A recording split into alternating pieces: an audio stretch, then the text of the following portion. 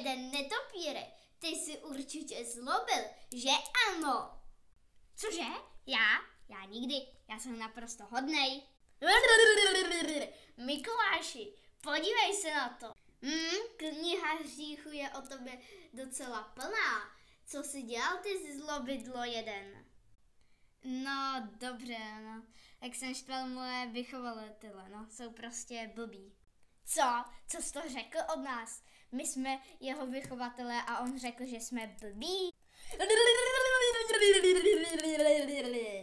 Tak to si ti asi vezme teda ten čert. Ne! Ale pokud nám zaspíváš básničku, tak tě necháme. Dáme ti poslední šanci. Skákal pes přes oves, přes zelenou louku. Už jděte, prosím, pryč. Hej! Čerte, uklidni se, ale mně se to taky vůbec nelíbilo.